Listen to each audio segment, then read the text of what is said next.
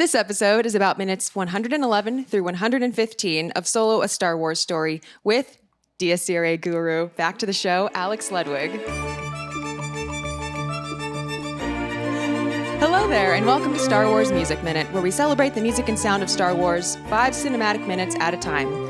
I'm Xanthe Tan, feel free to call me Xanthe, and today is all about minutes 111 through 115 of Solo: A Star Wars Story, which begins with Beckett telling Han that he wasn't paying attention, and ends with Kira pinning Han to the ground with a sword. A lot transpires in these 5 minutes. It happens all very fast.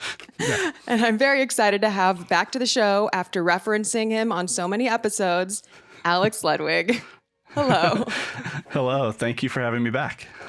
For those who have been listening to this season and wondering, every time Dies Irae is mentioned, every time when I say, oh, paging Alex Ludwig, and sometimes I'll put it in the show notes, I'll put a timestamp, paging Alex Ludwig. I will today a lot more will, come to light, I guess, because we're not only going to talk about Dies Irae. If you want the deep dive into Dies Irae, listen to our episode during A New Hope season, A New Hope episode 9, Diagnosing Dies Irae. But since Dies Irae does naturally come up in films a lot, I will be asking you, Alex, about Dies Irae in Solo and what you think of that as well. What you notice is absolutely, yeah. Off the bat, do you notice any in these minutes? Well, in these minutes, I actually found one. Now, me too. This is one of those you really have to want to hear. Yes. I'm curious if you found the same one or not. Yes.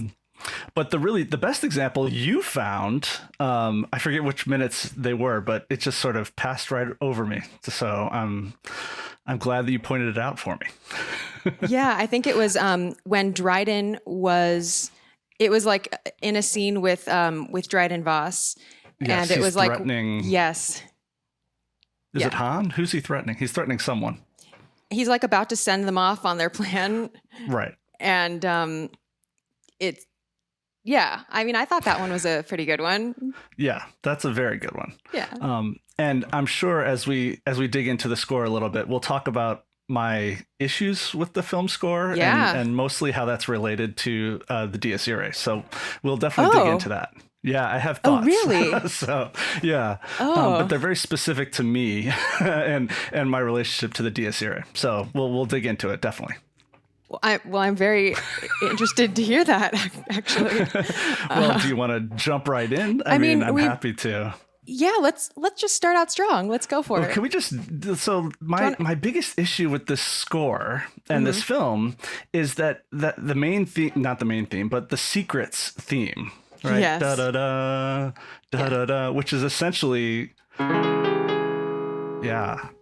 So that's that to me triggers Dies Irae, right? Those are the 3 of the first 4 notes of the Dies Irae, and I think it's the first notes you hear in the film, right? I mean, over the title sequence, you hear that secrets theme before even we see Han. And so this is sort of baked into the entire score. And every time I remember I was in New York City at a conference, a film music conference, and I snuck away to see the film for the first time. And I just remembered every time that motif would play, I would be right there, and it wouldn't fulfill Dies Irae for me. So my first experience with the film is pretty frustrating. That's really fun. That is a very specific frustration. Yeah, that's just me. That's just my frustration. So it took me a while to work my way through it. And honestly, getting these 5 minutes has really helped me to appreciate this film score and this film on a different level. So thank you for the homework. I appreciate it. Always fun to give a professor some homework. Yes, we love homework, So. Yeah. And if I feel vindicated, it's therapeutic for me. There you go. Anytime you can add to the other side of the ledger helps a little bit, right? Yeah. Okay, let me clarification. Is it because obviously you are extremely primed to be paying attention to Dies Irae because it's like your thing. You Yeah. catalog basically what Frank Lehman does with the musical themes of Star Wars and other John Williams media. You catalog Dies Irae references in films. Right. And listeners, I'll put links all in the show notes to the various the lists and the videos that you can find of like supercuts of Dies Irae. But was it bothersome because you wanted the Dies Irae to be more fulfilled, or was it bothersome because you felt like it was a cheap shot to have a theme that was so close to Dies Irae that it was? I think maybe it's a little bit more the latter than the former, but I think I wouldn't classify it as a cheap shot so much. Yeah. I would just say that maybe the secrets motif and the Dies Irae are sort of operating in the same world in terms of sort of musical tension. You know, those half steps repeated again and again share a lot of DNA with the Dies Irae. So I think that I was just, every time I heard those, I wanted it, even if the context didn't quite fit. I wondered if John Powell was going for that or wanted to imply a connection there.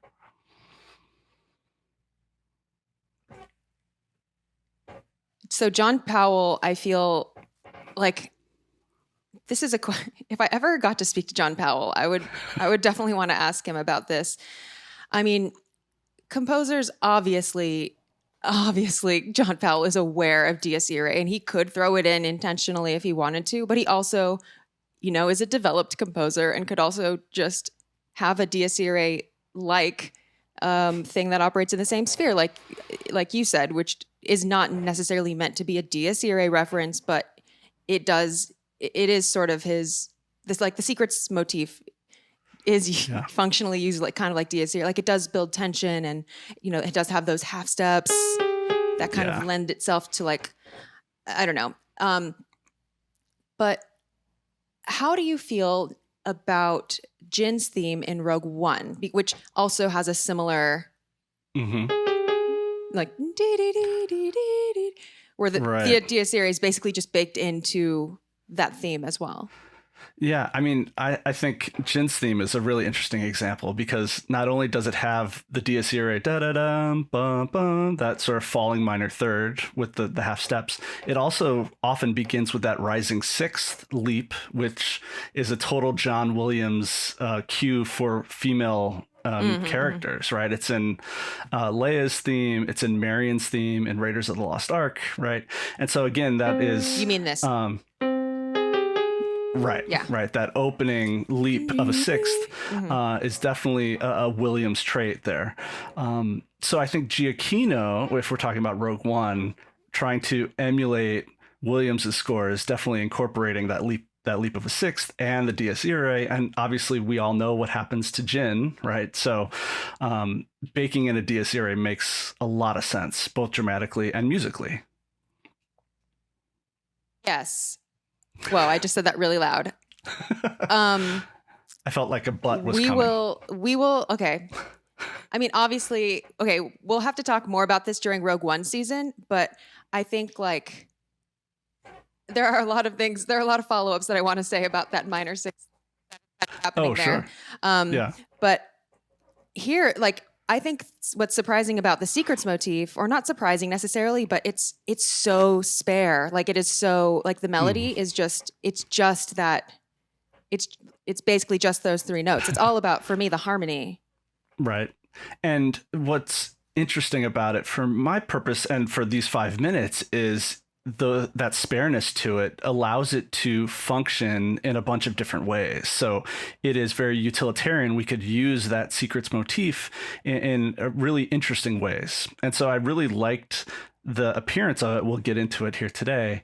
But his use of it here in these 5 minutes, because I think it's a little different than just the sort of the two statement that we usually hear it in. We hear it in a much more elaborate setting in this chunk. Yeah, I agree so much. And we actually start, I think the secrets motif starts getting more complex toward, as the film progresses, because we also get it, in a, I think, really transcendent way when we're on Savareen and when, like Enfys Nest is giving her speech, and they're like, you see the shot that goes to the like old woman drawing the circle in the thing, and it's like the big reveal of like Crimson Dawn, and there the chord changes kind of are doing a similar thing to what they're doing here, and it just feels like you feel the waves of revelation like hitting you, basically. Yeah. Well, and this chunk is all about secrets, right? I mean, double crosses, triple crosses, So the music and that secrets motif is really really working. We're using it a lot here. So yeah, totally. Let's get into the minutes a little bit, or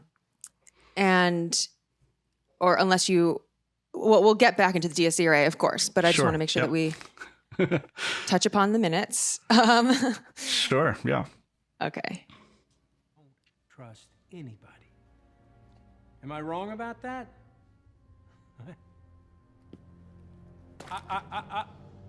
Back away from that.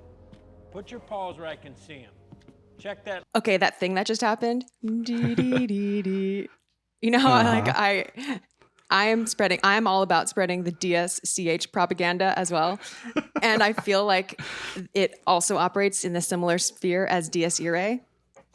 Yeah. And so the sort of 4-note motif, they're dealing with these half steps and minor thirds. They're very, very similar. Can I just clarify?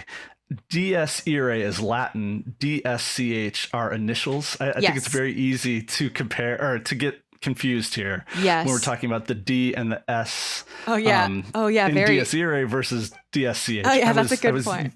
I was yelling at the podcast when I was walking the dog the other night. I was like, DS, it's a letter. It's not Dies Irae. I just wanted to clarify. No, right? Yeah. Thank you. I take it for granted, but yeah, definitely. So yeah, listeners. Yeah, that is I never even thought about that. Dies Irae is spelled DIES space IRAE. And it's Latin. And it's the first two words of the Latin chant. Yeah. And my father still can't pronounce these two words, even though I've been working on this project for years. So what does he call it? I don't even want to jumble it. He always, every time he's like, I think I heard another one of your things. And I'm like, he doesn't even pronounce it anymore. That's funny. Yeah. And then Dies Irae. Yeah. And that's. Yeah. And then when I refer to DSCH, which I did in last episode as well, I am referring to initials. So like the letter D, the letter S, the letter C, and the letter H, which when which translate to D, E flat, C, and B natural. But they're the kind of initials of Dmitri Shostakovich. Yeah, in German. Yeah, so in German, S is the reference to E flat. So just to clarify a little bit. Yes, it is D period, S period, C period, H period. And they just happen to both sound like DS at the beginning. Oh gosh. Yeah. There's actually a long history of using initials in compositions. That's a whole other rabbit hole that we could save for some other conversation. But, Bach's initials get worked in, probably not by him, by others, but Brahms and a couple violinists shared a composition back and forth like pen pals. And they each wrote a movement, and they each wrote their initials into the composition. It's the FAE Sonata. I've played that. Yeah. Okay. Yeah. I forgot. So he and who was the famous virtuoso violinist at the time? Probably Paganini. No? Yeah, but it's also I'm blanking. I'm totally blanking on it now. But FAE Sonata. No, it's all right. It's all right. I'm gonna Google it while we're talking. So. Yeah. So like the kind of cryptogram thing. Right. Yeah.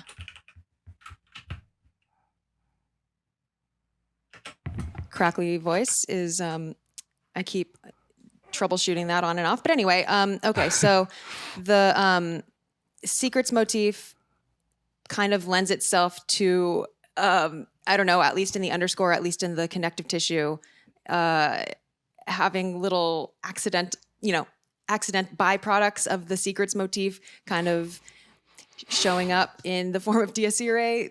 and DSCH. And what we just heard was a tiny little DSCH. I'm sure not intentional, but it just, because it works in that, it just works in that sort of harmony. And I really love that, just that opening little sequence of these like slithering strings and winds. It really sets the mood for this double cross, triple cross, that something weird is about to happen, right? So I really like how, and that's what's interesting about these 5 minutes is we're really cutting back and forth, right? We're on Voss's ship, we're on Savareen, we're back on Voss's ship, and the mood changes with these big shifts. And so Powell is doing a lot of work here in the score to sort of underline those transitions, and not really using big melodies, right? We're not using a lot of recognizable melodies. We've got some of our motifs, but we don't hear Kira's big, a full-on statement of Kira's theme, for instance. And even Han's theme doesn't really appear in these 5 minutes. Am I right about that? Did I miss one? Probably not, right? I don't think so. So I don't think I heard it, at least. Yeah, you're right. I don't hear Han's theme in this. So but I feel like the 5 minutes is full of music. So there's a lot of material here at the same time. Yeah, I think this is a really good example of just the understated, just proficient underscore that I feel is lacking sometimes in films, where it is maybe more, I don't know.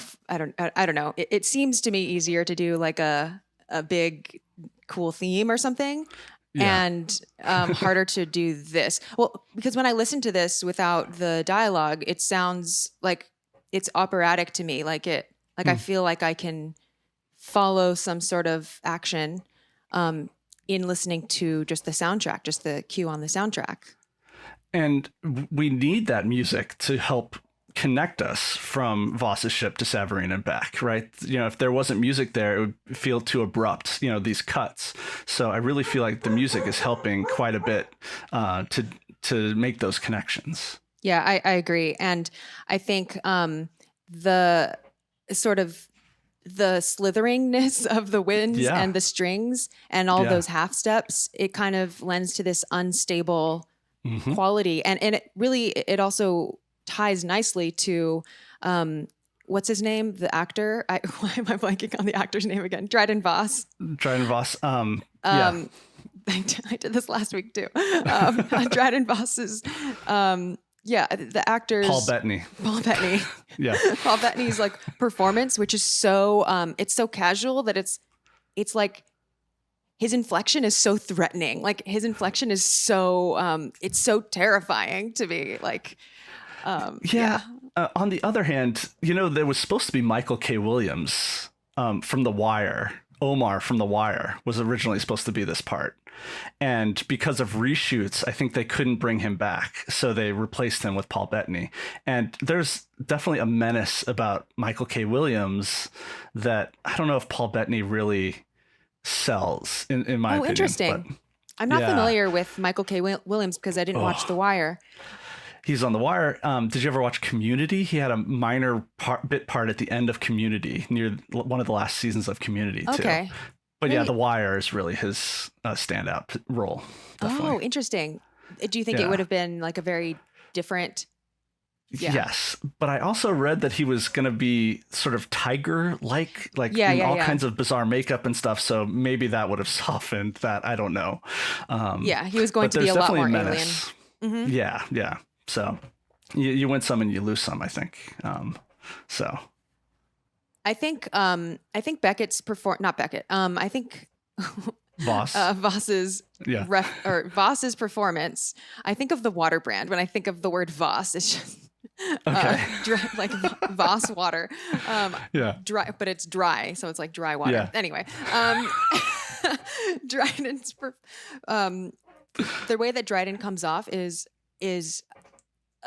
it feels like a different type. I don't know. He feels very in command. He feels really in command of the room and of his game. Like he doesn't think that he's going to, or at least he doesn't show signs that he thinks he's going to lose in any way. Right. And you get the sense that he knows Kira is going to have his back at least once that fight starts. Oh yeah. So, oh yeah. But yeah, I also wondered, we never really see him do anything big boss scary. Like when we first meet him, he kills someone, right? Or threatens someone. But we don't really get a lot of talking about how scary Crimson Dawn is and how you don't want to mess with Dryden Voss, but I wish we could have had time to see him sort of do some of that. I don't know. I think that sort of it makes him maybe it makes him scarier to me, or maybe it just gives him fewer opportunities to show that he's actually really silly, which is the danger when you actually show someone fighting. Yeah. Because like I think also with Jabba, we don't see Jabba do much except sit true. there and order people around either. So Yeah. maybe that works more. I don't know. It all depends on how it's executed, right? So Right. but anyway, the way that Kira responds to Voss in such a nervous, it's such an awkward way. Yeah. As an audience member, I really fear for her here. Yeah. And that's that secrets passage is when that's happening, so there's a lot of music sort of driving that tension as well. But we'll get to that. Yes. Let's continue listening. Check that lid. Clever. It's too late. Wax seems refined and Enfys has it. Well, we figured that. The score is mixed so low until here. Okay, so now we're in Savarine. So now we're on Savarine, and the score changes from no strings. Now we've got these brass stabs and these heavy percussion. So again, really demarcating Voss's ship from the Savarine sort of sands of Savarine. Yeah. And like we are in the track, or the cue title is Double Cross. Right. And if we were to listen to it without the dialogue, we can hear it a lot better. So this is when Beckett's saying like you weren't paying attention. And then we'll hear the abrupt shift. And those heavy percussions, that'll be right the exact sync point. Yes.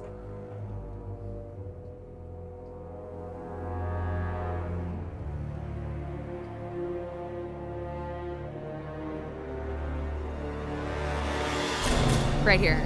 Right there. Have you ever talked about Colegno? I don't know. But do you hear those strikes as Colegno? Well, right? I hear them as battuto, if it even. Okay. Xanthe's reaching for her violin. Yes, good opportunity to. So Colegno means with the wood. So it means when string players instead of playing with the hair to the string, like you.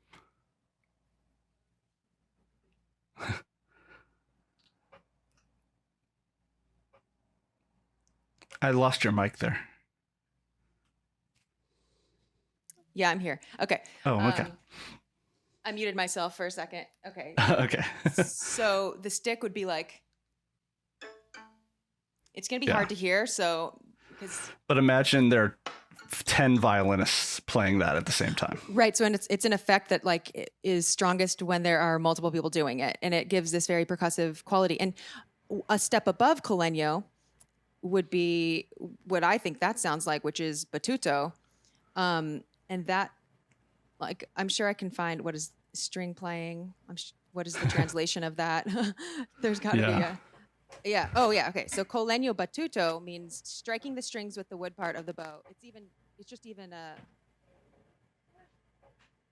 It's even a more heightened version of Colegno, and it's like very percussive. Often, it's very percussive. It's a very unusual effect, so it doesn't happen often. But when it does, it's noticeable. It's striking, so to speak. Yeah. Violinists often will use their secondary bow if they know ahead that they're going to do a session that has colegno in it, so that they don't kind of mar up their the good wood Ruin on their good bow. Yeah. Yeah. But yeah, thanks for pointing that out. Another place that it is, like probably the most famous place that it occurs is in Mars, the planets. There's another pretty famous example in Berlioz's Symphonie Fantastique in the fifth movement, right? Which is also where the probably ground zero of Dies Irae occurs. The movement takes place in a graveyard, and there's a church bell tolling midnight, and we've got the Dies Irae playing in low brass, and then the strings come in playing colegno, and it's supposed to evoke either like dancing skeletons or, you know, creepy crawly bugs. It's really spooky and really effective. So that's another iconic sort of colegno passage. Let's listen to that again so we can hear that cool wood of the bow being used.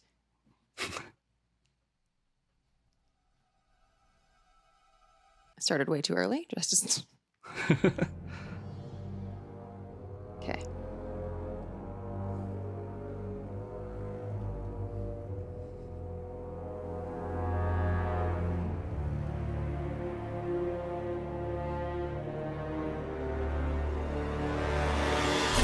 There. Yeah. Just those two claps. Yeah. And this is the Fakery motif. Oh, yeah. Can we talk about the Fakery motif for a second? Absolutely. Actually, do you hear little secrets just prior to that Fakery? Could we go back just for a second? Like just prior to it? I feel like just prior, yeah. Like high up, maybe in strings. Earlier? Yeah, go back a little.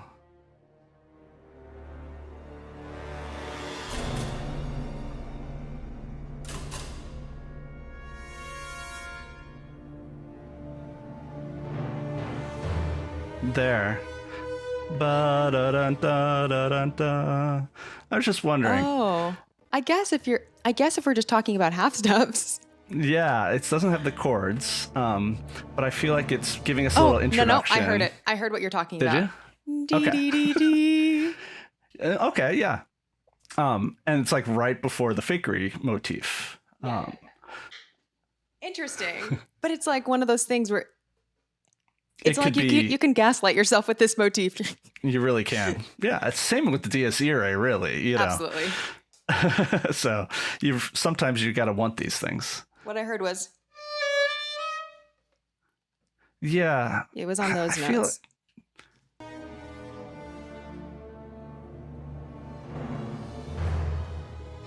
Yeah. Interesting. Yeah. So it's all woven together. The heart wants what the heart wants, you know. It really does. And here we want secrets and fakery, I guess. And fakery, yeah. So this is when we're in Savareen, or on, we're seeing shots of Savareen, and there are masked cloud riders that have been apparently seized, and we are cutting back to Dryden's, right after that. About to. Yeah, right. kind of. Yeah, so like kind of Dryden is trying to show like, look, we've got you. And so we're seeing, I don't know, we're seeing flashes of that, like a cross cut. And the music, again, is really stark. We had those slithering violins on Voss's ship, and then we've got the colegno and brass stabs on Savareen, very sort of harsh sounds. And as we work our way back after the Fakery motif, we're going to have these slinky, slithering violin cello line once more. Mm-hmm. So I think Powell's really helping us sort of follow the action from place to place. Do you have thoughts on this Fakery motif? Can't remember if you all have dug into Fakery or not. We haven't. I don't think we've ever dug into it beyond just pointing it out and being like, oh, here it is. And here it is again. If anything, maybe I did at the very beginning of the season, but I can't remember. It's another one of those like very short ones. Right. It's more like a motto. Right. But yeah, what do you think of it? Well, I honestly I have two thoughts, and the first is that it sounds very Star Wars to me, and I feel like I can't really put my finger on what else it's alluding to, but there's some sort of connection in the back of my brain that says this is something I've heard this somewhere else in Star Wars, right? I don't know.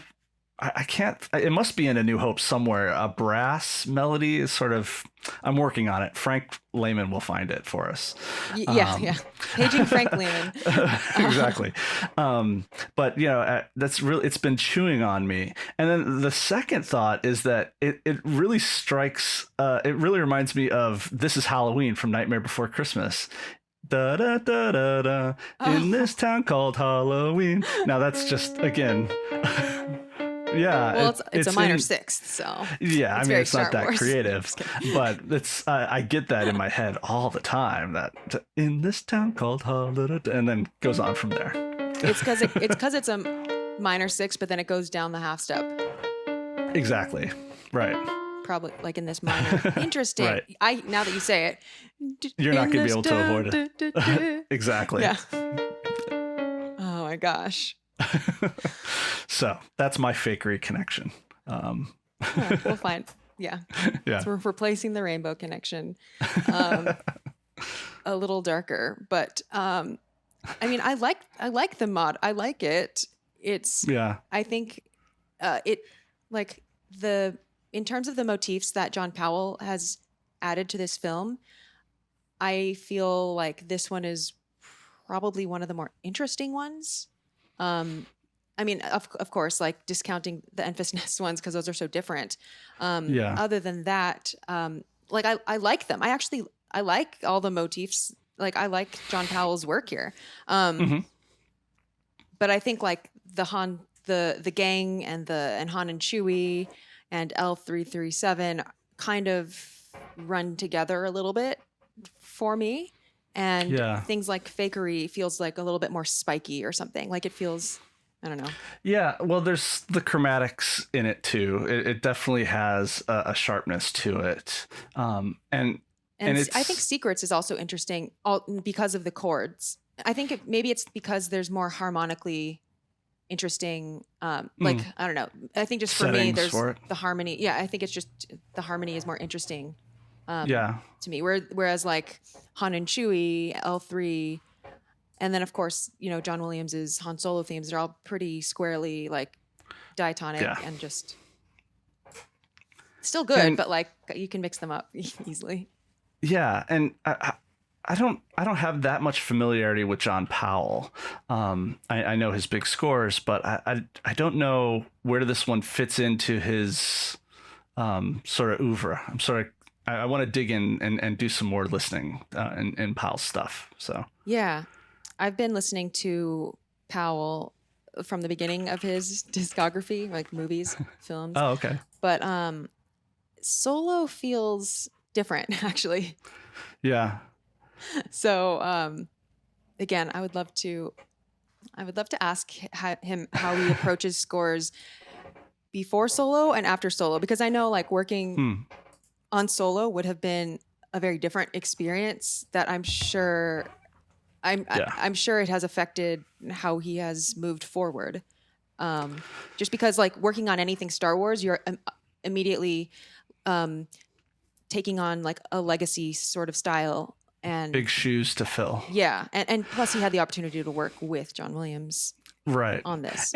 But at the same time, he's has this background with Hans Zimmer and remote control productions. So I'm sure he's used to working with big personalities and sort of working with other people's music too. I think there's a background there that probably made things a little bit easier for him. Oh, for sure. But I feel like working with Hans Zimmer is probably different.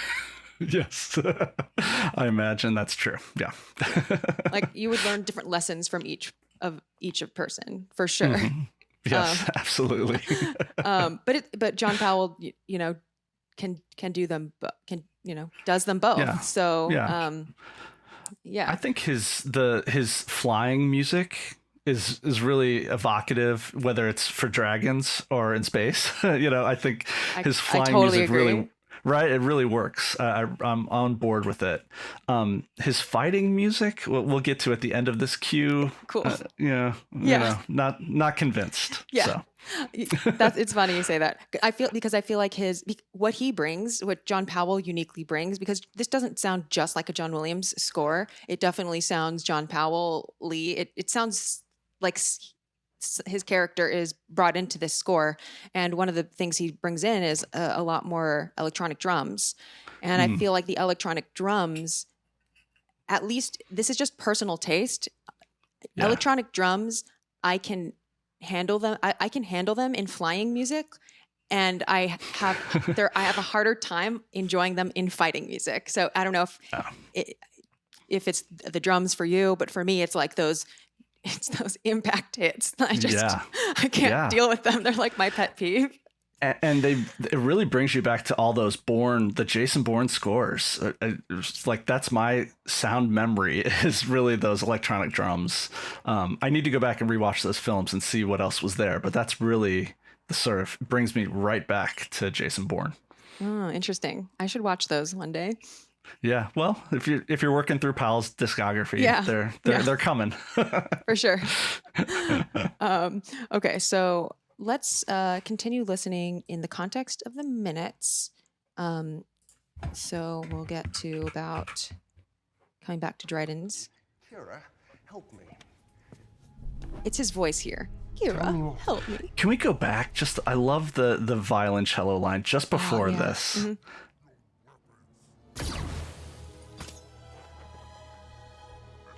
Yeah. I love it. We have it. Excellent. Right? Baby. Oh, yeah. And that transitions us back to Voss, right? Yeah. So the strings pull us back to Voss's ship, and we got that sort of slinky violin that gets handed off down to the cellos and maybe basses at the bottom. I'm not sure. Yeah. I was hoping to get to that part too. Yeah. Right. Da, da, da, da, da, da. That octave leap up and then sort of falling down is really sort of evocative. And it would have washed right over me the first time listening to it. But now that we're sort of digging in, I love finding those little moments. And then I think it ends on a sort of a low A flat and then throws it way up to the high A flat. And then that gets us into secrets. Yes. Right? Yeah. Yep. You're right. Let's do that again. I'm going to switch back to the dialogue-free version. Yeah, good. Just because it's mixed so low. And, a lot of weird decisions on the production end, both in the score. I've been listening to you all complain about the color, and I'm colorblind, so I can't authoritatively state anything, but it looks really muddy to me too. So I agree. But yeah, I think the score is often mixed in a strange way. Okay. So here's to Savarine. Yeah. Oh.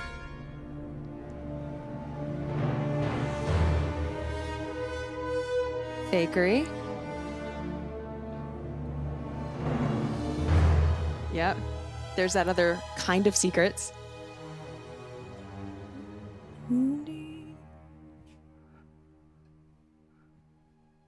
Yeah. Oh, and the way that the harp comes in there reminds me almost of Scheherazade. Yeah. I think it's really like sort of expertly stitched together. I really love how they have sort of connected the dots there. And a little bit of secrets, da da da da, right? A little bit. Yeah. That was that illusion that we heard just prior to Fakery too. The same idea. It does it on the way in and on the way out. Right. Exactly. Yeah. I think that's the expert stitching is, I think, what makes this part of the score impressive to me, because it is that that's the tough stuff. Figuring out how to do it in such an it doesn't sound clunky. Like it sounds right. Really inevitable. Like it is meant to be that way. Like it's a very seasoned sensibility. I think how far are we into a minute and a half, something like that? I think that chunk, especially switching to Savarina back, that'd be a great assignment to give some burgeoning, film scorers and say, hey, how are you going to connect us back and forth from Voss to Savarine and back and watch. Now here's how Powell did it. Right. I think that'd be a great assignment. So Totally. Yeah. Right. Yeah. I get chills when you say that. 'Cause I'm like, I know that would be a good thing for me. Yeah. But then continuing on to secrets, and then really lovely moment how he treats secrets here, literally back to back, sort of bookended from that transition into secrets. So. Yeah. So let's listen to listen to getting into secrets, and then hear through that spot. Mm-hmm. Actually, I should probably go back a little bit further. Okay.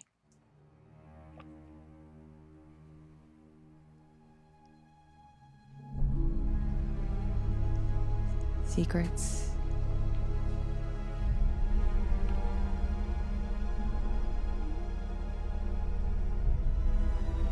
Oh, yeah.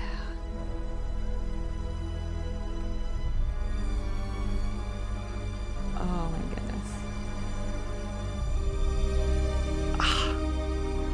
That one is my favorite. Oh, I like how it just keeps going. It's like lots of secondary dominant action. Right. Oh my goodness. That was the Dies Irae, by the way, right? Oh. Oh, did you hear a different one? Yeah, I heard a different one. Interesting. Okay. Yeah, okay, we'll come back to that. Okay, yeah, we'll come back. Let's go to secrets. Yeah. Let's go to secrets. So how many do you count there? 7, 8, 1, 2, 3. Okay, so I counted. There's the first 2 on the A one. flat. Da, da, da, right. Kind of on a C sharp minor. And then there's one on that's like a B flat sort of 7. Or you could say like D diminished. Oh, yeah. And then there's E. Yeah. F diminished 7th. No. Yeah. And then there's the one that's the C minor. Oh yeah. I love that. And it's earned. It's earned. Yeah. And then there's another one where it's A flat minor. Yeah. Yep. And then there's an F. It ends on an F7. Sorry. What am I doing? There we go. Oh my gosh. It's like there's a lot of fakery in like I was trying to do my Roman numerals, and I was like, okay, like 1. Oh, I guess that's a 6, 7. Oh, I guess it's dominant 7 of 2, but then it doesn't go to 2. It goes to like Neapolitan of 2. And then it goes to like another dominant 7 of 4. Like it just keeps, it reminds me of like, those Baroque composers doing that, the falling, circle of fifths or whatever. Yeah. But not quite the same thing, but just the way that it still moves forward. It has a similar effect where, secrets isn't, there's still there's still room to grow, even though it feels like, I don't know. It's so beautiful. I love it. And that growth, you hear it in the secrets motif too. A flat, C flat. It's really sort of stacking thirds, sort of working its way up. There's that sort of D that throws off the pattern, but it's essentially A flat, C flat, E flat, G flat, all the way up. So we're just sort of building and building and building. A flat? Yeah, A flat, and then C flat. And then there's the D, C sharp D, and then E flat. Da da da. And that's where the DC suspension fits within that one. And then there's another G flat stacked on top of that. So they're really just, you could see sort of the third after third after third after third, with that sort of circle of fifths moving around below it. Yeah. It's beautiful. Let's listen to that again. This time paying attention to the melody like you were. Because focus on the melody. The harmony's tough. the Roman numeral analysis. See, the thing is, the harmony, which is like the chords that I was playing, you don't even need to focus on those so much, because I feel like harmony is just you feel it happening. You feel it washing over you. It fills out the story. Yeah. But then on top we're hearing. But then we also are hearing like like it kind of going up, and that's what you're talking Yeah. about. So Yeah. so now I'll pay more attention to that. Nope, I should start earlier. Oh man, it happens for a long time. Yeah, it really does. Okay. Da-da. Now the nice little setup.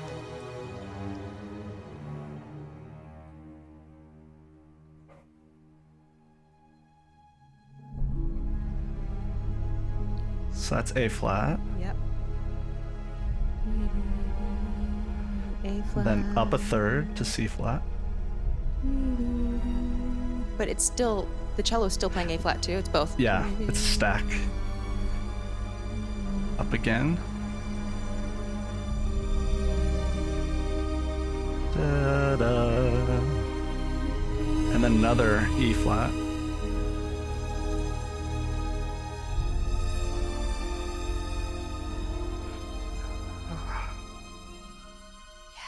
Right.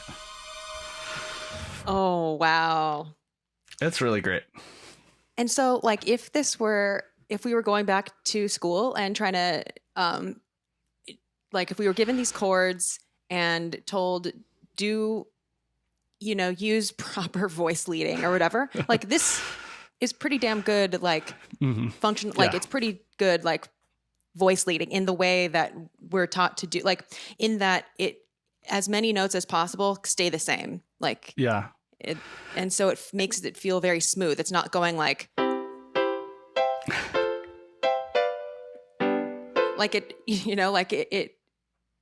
even though the chords are moving all over the place, a lot of parts are sustaining their note as long as it fits in, or only moving maybe stepwise or something, so that it really, like, you feel it oozing like into new chords.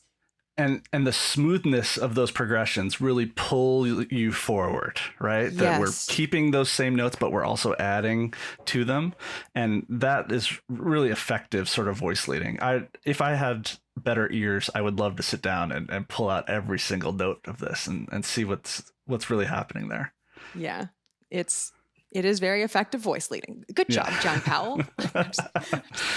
Gets a gold star. Gold star. You get an A. Yeah, so the Dies Irae that I hear, Yeah. You hear it way up on top? I hear it right.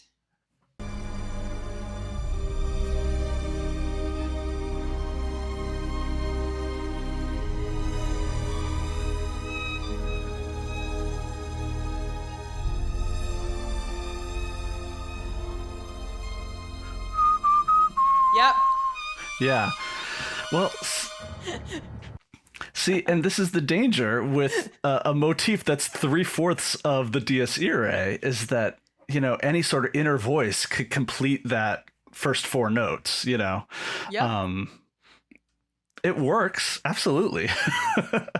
I mean, to be clear, I wasn't thinking, oh my gosh, I have spotted a definite like instance of the Dies Irae that I will use as an example. It's more that like it sets off that without even alarm, trying, right? I was like, oh yeah, I guess there's a Dies Irae here, kind of. But this is how my first few reactions to the score were. I heard them everywhere, because you hear that da da da da da da da. That's all you need.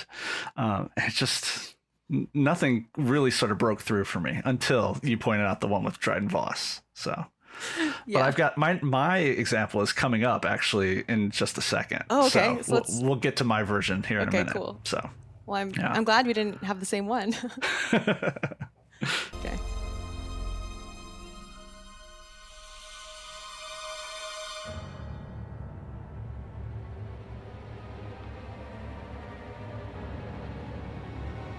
So we've now cut back to Savarine at this point, right? The tremolo in the strings. Yes.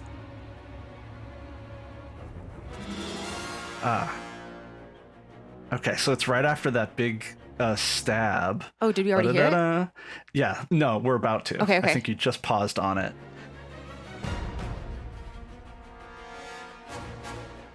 Hear the bass voice. Okay. Yeah. So Da da da da da da da da da da da da da da da da da da da. Oh. Right. This is what I would consider Type a type 3. Yes.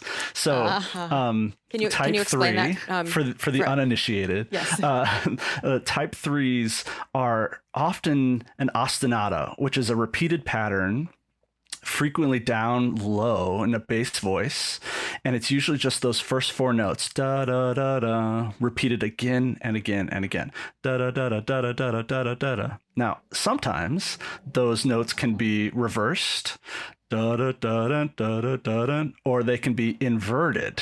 And I think this is sort of a combination of the two, right? We've got a rising half step and a falling minor third, da da da da da da da da da da da da da.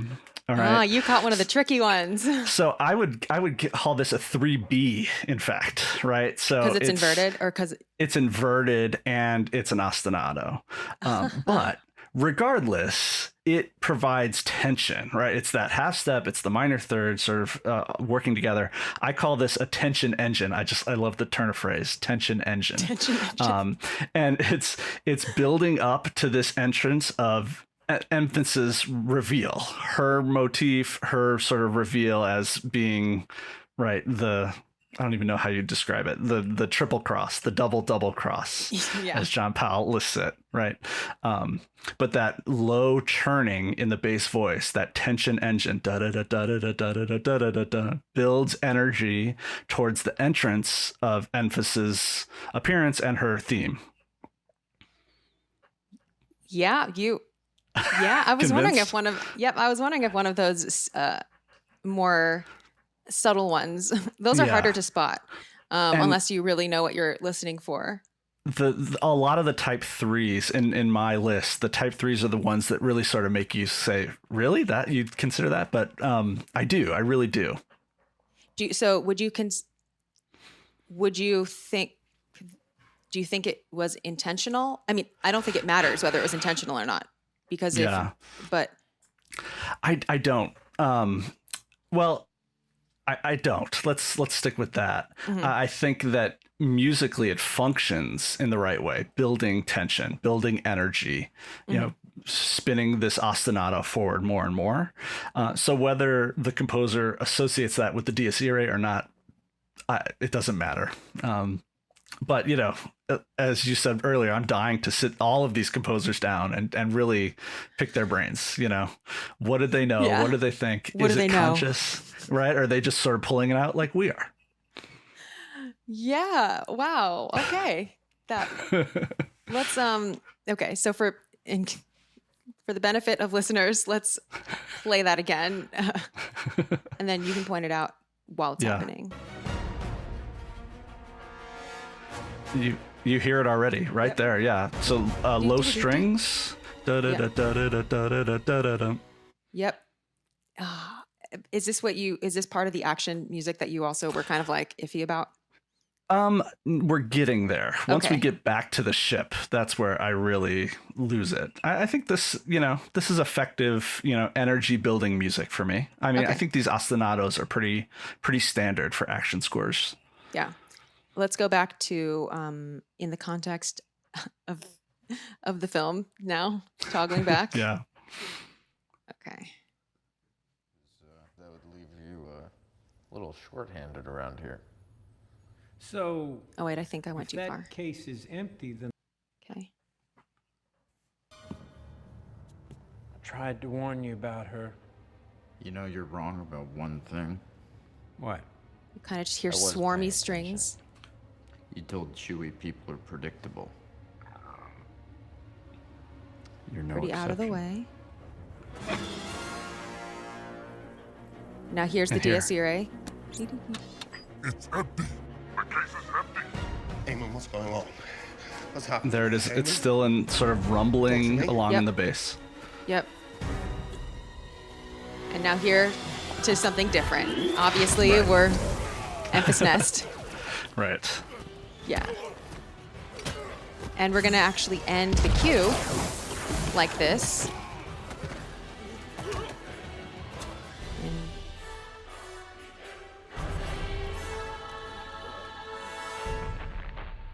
And then that's how the cue ends.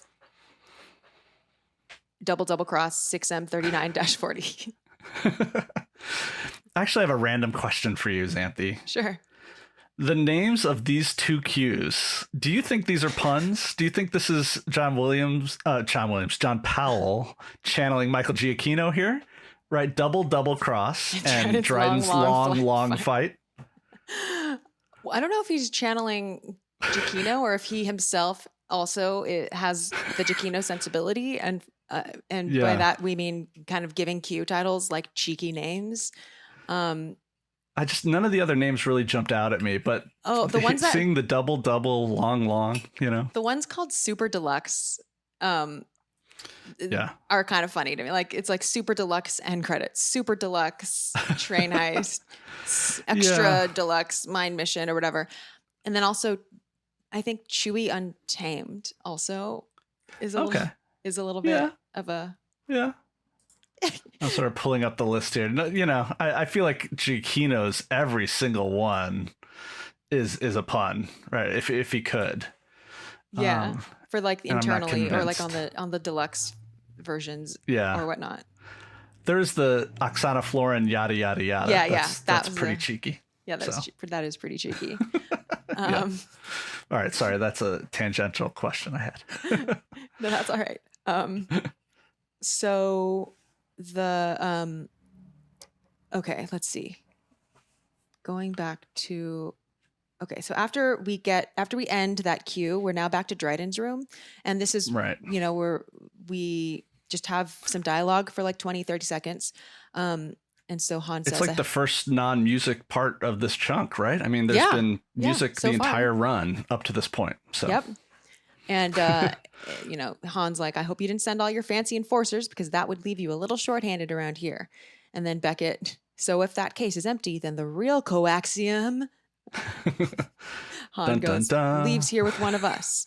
And then Beckett shoots the two remaining guards, and we fade like the cue Dryden's long fight. Or is it flight? Fight. No, fight. 6M41 to 42 fades in. It's mixed really, really low. I'll play it, but you'll barely be able to hear it. So just keep that in mind. Backhand, what are you doing? Thinking. I prefer to be the only one holding a blaster while I'm doing it. Han, grab that coaxium, put it in the case. You wouldn't know it, but there is music under there. Yeah. Don't do this, Beckett. We had a deal. Sorry. But I'm also an entrepreneur. I mean, the gang theme. Understand that. But so soft. Yeah. You're making a huge mistake. Very, very, very soft. First. It's gonna be your loss. Maybe. Why you gotta be so negative? I mean, it gets a little louder, but yeah. I love when Beckett calls Chewie big stuff. You're coming with me. That's a great turn of phrase. Big stuff. I often wonder if they would have what film we could have had if Lord and Miller were able to finish. That's the question. It's really a shame. So that is a question. Yes, certainly. I'm curious about the music mixing choices, or I guess the overall sound, not necessarily the music mix, but the overall sound mix, putting the music so underneath everything else. Yeah. In an interview, I think it may have been on Resistance broadcast, with John Powell, they asked if he regretted or like wished anything were different, or like if he would have changed anything or something. And he was, he's very diplomatic in his answers, but he mentioned that he thought the music should have been louder in the train heist. And I'm sure there are other parts in the film where he feels that way too.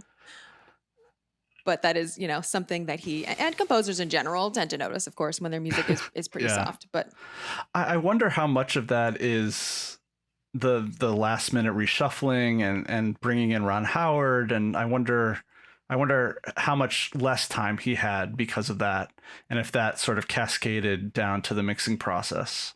Because I know a lot of the Voss stuff was reshot, right? Or was was later. So I wonder if that was part of the problem too.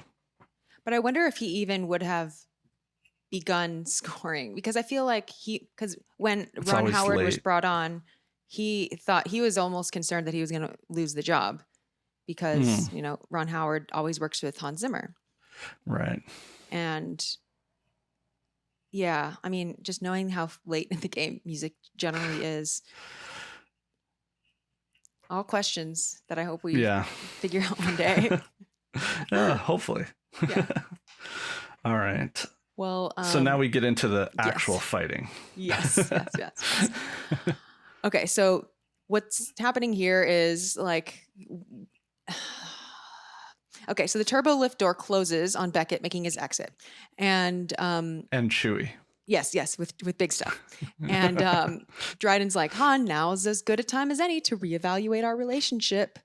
And Dryden suddenly wants to play like, why don't we join forces and go get Beckett together? And then Han's like, that is a great idea. Let's do it. You go first. And then, we have weapon stuff happening. Basically, Dryden's like, oh, Han, and he pulls out his thing. And by the way, that weapon that he pulls out is called a Kyuzo Petar. It's a double-bladed weapon. It has a bronzium knuckle guard with a conductive tempered carbon edge. With the flick of the button, this edge becomes energized with a scintillating monomolecular energy cord, vastly increasing the cutting power and deadliness of the weapon. I mean, it basically looks like a vibroblade type thing.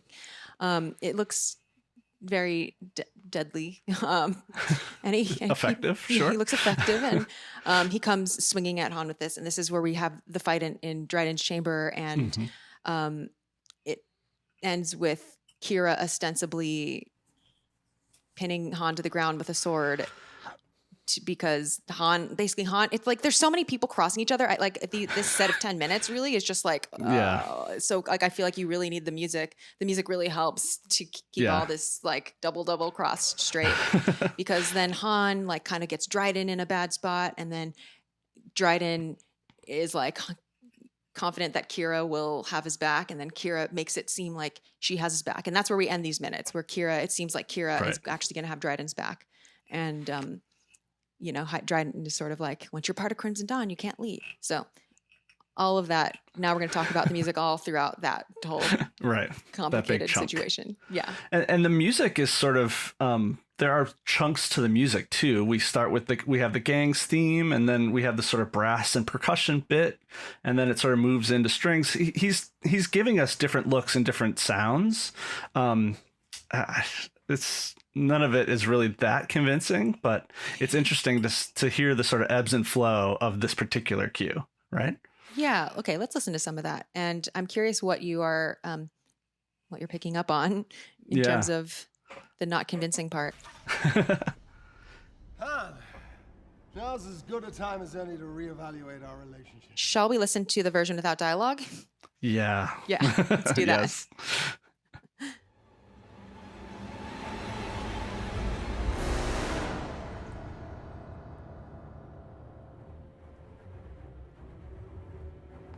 So strings sawing away. It's big Rite of Spring sacrificial dance energy, right? Yeah. Yeah.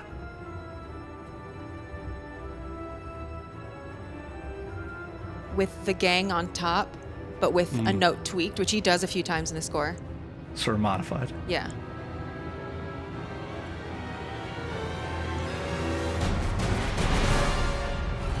So big crashing. Yes. Here's the string part. Yeah.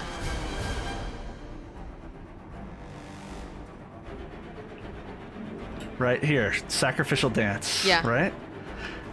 Sort of, though. The sort of 12/8, sort of flying along triplets. Yeah. It's too square to be. That's the whole thing with me is like.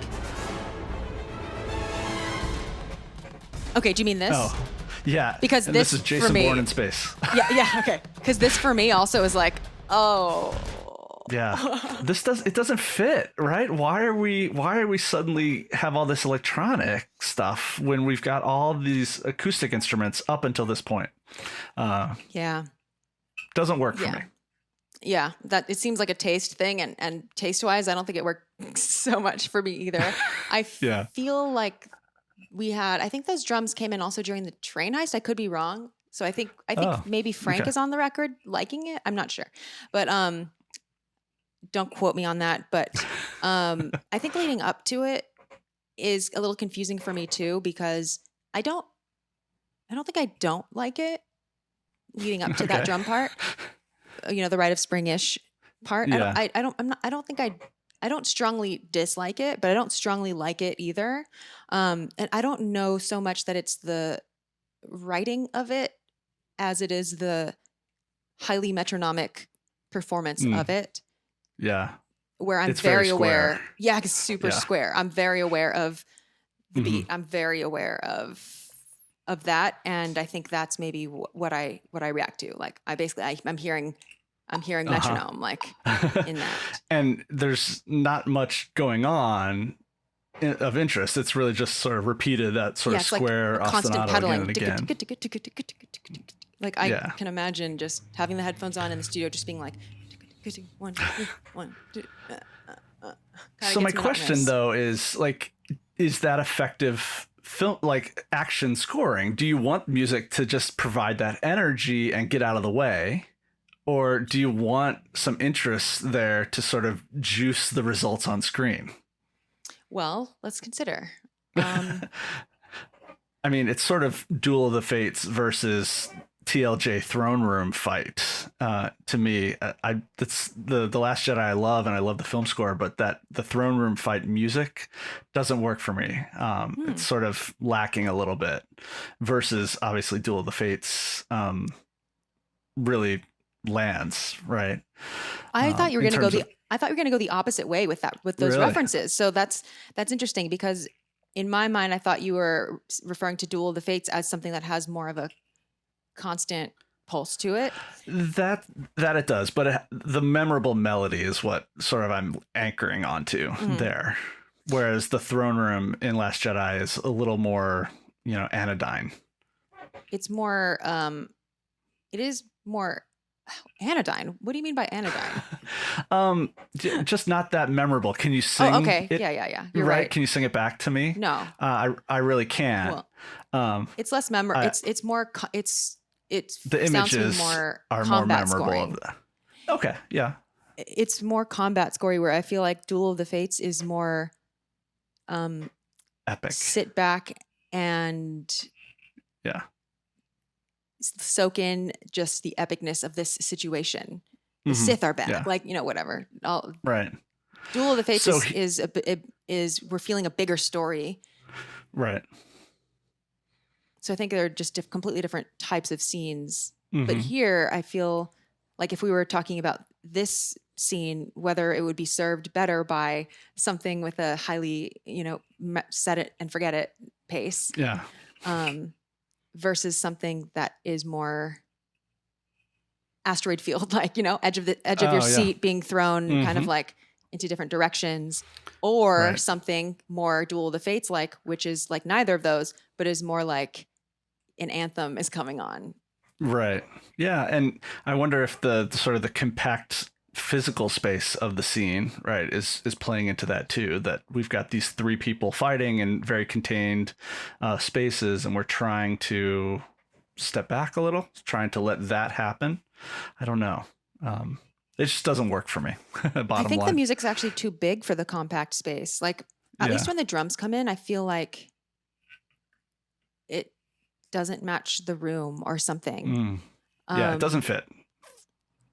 Yeah, or like maybe when the drums come in, I would have expected different weapons, or like a different a change somehow. Something. Yeah, I don't know how to describe it, but I also feel like it didn't work so well for me either. Well, but he's been training us in these 5 minutes, those big changes to mark different changes in space, right? Yeah, like in location. Right, for different locations. And so I'd have to go back and look at what's the sync point when that percussion happens, when it turns into Bourne in space. Is there a change in sort of dynamics, like the relationship between who's winning the fight? I don't remember. That would be interesting to sort of think. What's that sync point that he's trying to hit there? Let's listen to it with the dialogue and see if there is like a correlation.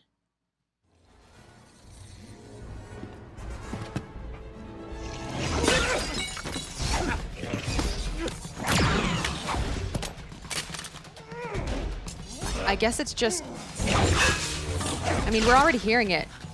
I mean, and the whole thing is like, despite all of this, when it's so low in the mix overall, the effect is not even as big as we would have thought it would be.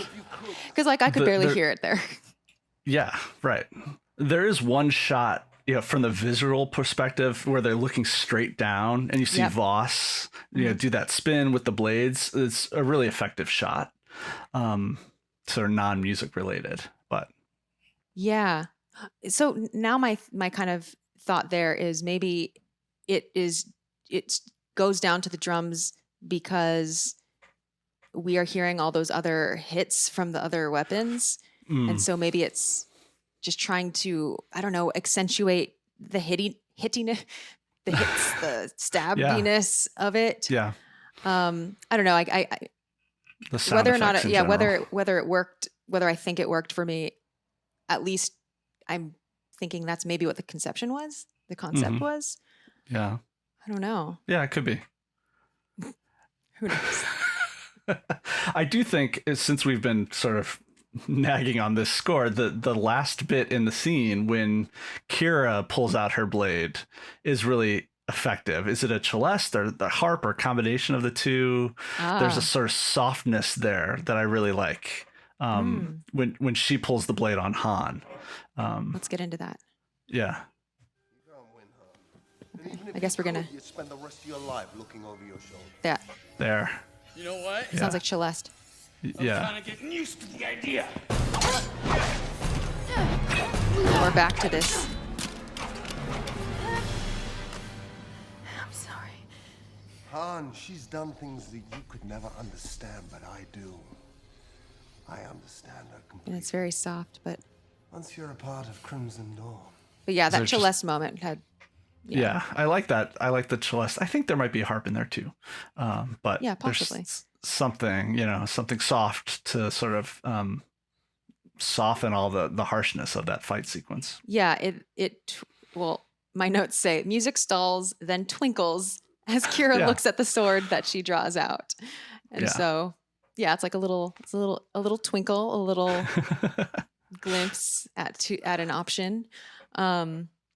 What do you think of Kira? And also, what do you think of Kira and Han's love theme? I love the theme. I mean, I think it's probably the best theme in the whole score. Absolutely old school Hollywood, right? I really love the theme. And I think Emilia Clarke is one of the few sort of memorable characters in this film. I think Lando is fantastic, and L3. I would love to see adventures of Lando and L3, sort of a prequel, something or other. And I think I'm sort of curious, it's not my thought, but, this idea that Solo could have been, imagine if Solo was made now, it'd be a 6-episode series on Disney Plus, right? Yeah. Right. Yeah. And be perfect. Can you imagine a whole episode for the train heist, a whole episode, in and around the mall and all of that. And then all the Savarine stuff at the end. It'd be fantastic. And I wondered, it's a shame because it's such a great cast. And, Alden Ehrenreich, I thought no one's going to be Harrison Ford, but I thought he was great as what he was. And Beckett, it works too. He's there. What a compliment. I mean, Woody Harrelson just does Woody Harrelson. So there's, True. When you sign him up, you're getting what you get. you know, if they wouldn't have killed Tandy Newton so early, she could have been a great part of the story too. You know, there's some weird decisions, I guess, is my point. Yeah, it sounds like there's a lot of. It sounds like you think there were a lot of potentially good elements that maybe couldn't all fit in the movie, and they didn't fit. Like clearly, they just killed. They just got rid of some problems probably earlier than they would have if it were a series where they could have. Exactly. Yeah. And they could have spent more time with him, you know, as a street rat on Corellia. Oh, for too. sure. I think I would have liked that. Right. I mean, I there is a book called Most Wanted that is a prequel to Solo that I recently read, and that is about like Han and Kira meeting and their street ratness with the white worms and stuff. Okay. But stuff that I think would have been good to know. Like I think I would have liked to know more about Han before he was already a young adult. Like when he was a teenager, I think is what I would want to know more about Han. Yeah. Yeah. It sort of feels like a missed opportunity, but if they could get some of these actors back, it'd be great to have a series or another movie. I know Make Solo 2 is a thing, you know, hashtag Make Solo 2 happen. So I'd love to see it. So. I am going to run by you the other Dies Irae, a couple of the other Dies Iraes from the rest of the movie. So the two that I have found are, one of them happens in episode 10 of this show, which is minutes 46 through 50. And it happens during the line, "Trust me, I know I made a mistake, but when you hired me, you told me no one else had this information. And then test me one more time and you'll see what happens." Yeah. Okay. So, we'll get into it. Constant irritation forever is one you should have anticipated, is one you should have dealt with. Trust me, I know I made a mistake, but when you hired me, you told me no one else had this. Trust me. There we go. Trust me one more time. And do you hear secrets just before it? Da da da. Oh wait, and then, wait. Da da da da. Oh wait, no. Me, no one else had this. Trust me. Oh, earlier. Okay. Yeah, and the winds. Okay. It's Right, right there before. were complications. There were factors. Impus that we- nest has been a constant irritation forever. It's one you should have anticipated. It's one you should have dealt with. Trust me, I know I made a mistake, but when you hired me, you told me no one else had this. Trust me. Yep. In a different Trust me one in a more different time. key. Yeah. Yep, I heard it. Yep. But I think that's a great Dies Irae. I mean, it works dramatically. He's threatening, right? It's what I would call that a type 2. It's the first 4 notes. An ominous echo is what I'm calling type 2s. So Nice. After something threatening or something scary happens, it makes perfect sense. So And I feel like that was probably, because I know I DM'd you probably a couple. Yeah. And I think that was probably the one that you felt was most worked. Yeah. I think also the fact that it is it's like kind of a little bit on an island. So it's not immediately preceded and you succeeded by it's other sort of material. the conclusion of a line. Yeah. So Yeah. it's not buried. Yeah, exactly. It's not buried. Yeah. It's there. Yeah. And then the other one happens when Rio dies. And this is, Oh. I don't know. It's one of those, is it not? But you know, whatever. We'll put it to the test right now. Clone, right? We'll put it to the test right now. Okay. Okay. So I'm pulling up the part. I'm trying to, okay. So they're at the camp. Are they at the campfire? No, they're not at the campfire. Okay. This is, it came up during episode 8 of this season, which means minutes 36 through 40. And Rio dies at the moment. Okay, they're on Vandor. Okay, yes, jogging my memory. Yes. And okay. It's like during the train heist or right after, right? It's like kind of it's after. Yeah. Okay. You're a hell of a pilot. Rio, stay with me, buddy. Okay, so he's dying.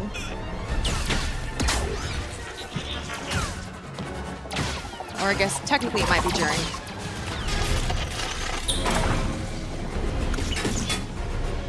We just lost the cable. Okay, it's coming up.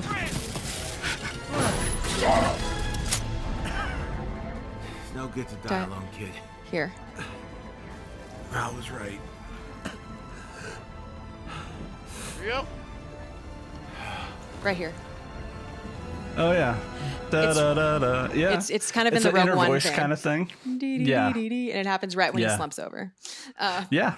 But again, you got to really want it, but it's there. Exactly. Yeah. But when you have an ear for it, you just accidentally hear it in places and make correlations. It's like, oh, well, he died. So, Yeah, it makes sense. yeah.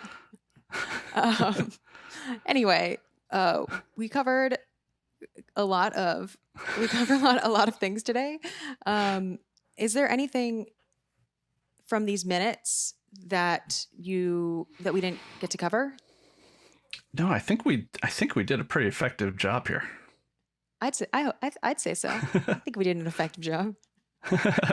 I really do. The first bits before we get to the fight sequence really sort of lovely string writing. And you're a violinist, so you know. And so is John Powell. Really, so. Yeah, that's right. Right.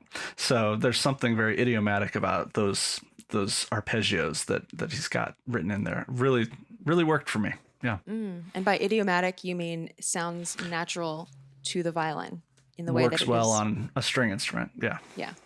Yeah. Yeah, I would agree with you. I love, like, for me the standout of these minutes are the secrets motif, that whole chord progression, and the way that, like you said, the thirds and the melody itself kind of rising. I just think the underscore here is very, like, carries this part of the movie for me. And again, it is underscore. It is supposed to be background. There's not big sort of foregrounded musical melodies here, but they really work. Yep. Just to go over the themes from this set of minutes were fakery, secrets, Dies Irae, one could say, and emphasis nest 2, because there are 2 separate emphasis nest, I guess, phrases, themes. And then in the soundtrack, we are on Double Cross, 6M39-40. There's also a bit in the track The Good Guy. And then also the beginning of Dryden's Long, Long Fight, 6M41-42. So highly recommend listening to, or at least picking up, part of this on the deluxe soundtrack so that you can hear actually what is going on, because you can't actually hear much in the film at this point. So yeah, the soundtrack, you'll get a clearer picture. Yeah, the deluxe version, pretty good. So yeah. So I've already asked you the Star Wars Music Minute questionnaire, but I'm going to read you your past answers and give you a chance to add to them, or if you would like. So, okay. Star Wars Music Minute questionnaire. Question number 1 is, in exactly 3 words, what does Star Wars sound like? Do you want me to tell you your previous answers first? Or do you want to just... Yeah. Okay. Go ahead. Tell me my previous. I think I remember, but you said 2. You said triumphant brass fanfares and ominous contrapuntal warblings. Okay. I've got soaring, searching strings. Ooh. To add to the list. I approve of this message. Yes. Yeah. Question number 2 is, what's something related to Star Wars music or sound that you want to learn more about? Do you want your previous answer? Yeah. What did I say? You said, what's it like for new composers to play in the playground of Star Wars music? So I'm sort of in the same area here. I guess my question is, who's going to write the next paradigm shifting Star Wars score? Right. You know how, like, Star Wars has a sand planet problem, right? We're always on Tatooine, or we're based around that.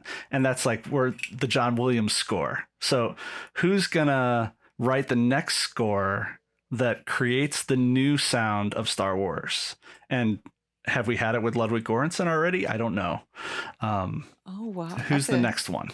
It's a good way to phrase that question.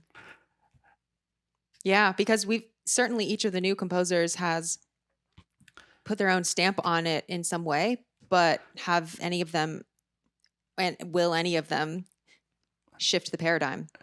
or do we want that? Or do we want not John Williams clones, but do we want composers that are able to employ his music and work it into their own original voice? Or do we want something totally, completely new?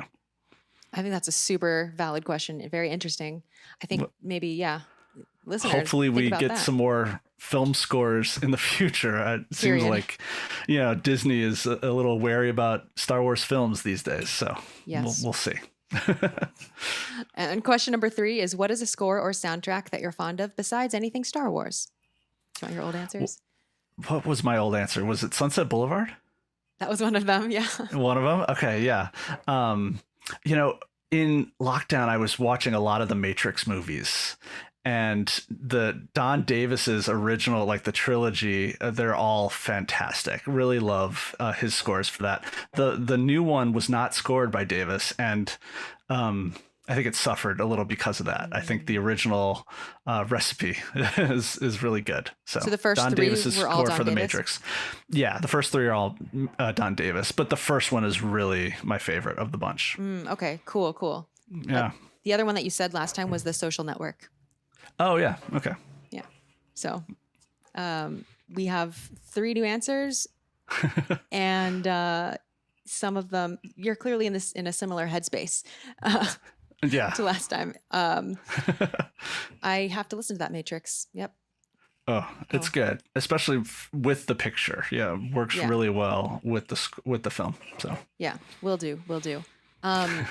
Where can people find you online? I know since we've last spoken, I think you have another version. I think you have like another chapter of your Dies Irae videos up.